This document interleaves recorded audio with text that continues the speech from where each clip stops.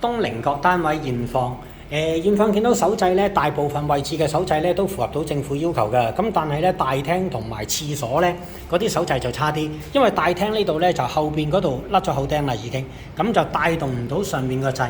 咁就建議大廳咧最基本大廳呢個位置咧就換咗個手掣佢啦，同埋廁所因為損耗快啲大啲啊，好緊啊，咁就都係換埋個手掣佢咧就比較實用啲。咁就另外窗鉸上啦。嗱，窗鉸咧，我哋見到有啲位置咧係特別擰㗎，因為其實咧就個窗鉸叫做唔夠力，坐咗落去摩擦到，咁所以咧都建議換咗窗鉸去嘅。咁另外咧就有個七字掣啦。嗱，呢款七字掣咧開咗窗之後咧就對街嘅，咁萬一個七字掣其實咧呢個嚟講就好實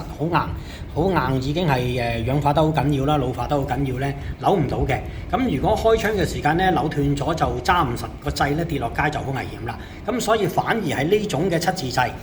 會喺邊個位置咧？所有頂窗嗰啲七字掣，包括房嗰啲咧，我都建議係換晒佢嘅。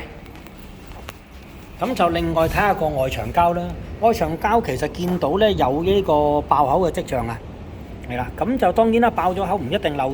定即刻漏水嘅，咁但係就建議趁住裝修嘅時間一次過打返個防水膠啦。最後就個膠邊，嗱膠邊嚟講咧，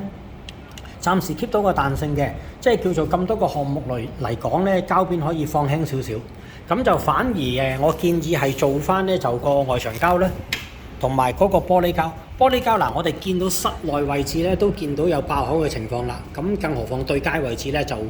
相對會更加差嘅。咁但係咧，如果維修我哋報價嚟講咧，室內玻璃膠咧，咁我哋就好少報價嘅。通常因為室內玻璃膠唔影響入水嘅，係對街位置影響入水，咁所以報價咧，我哋就係報對街位置打玻璃膠。室內雖然有爆口，但係呢個咧就唔建議特別去俾錢去做打返玻璃膠嘅。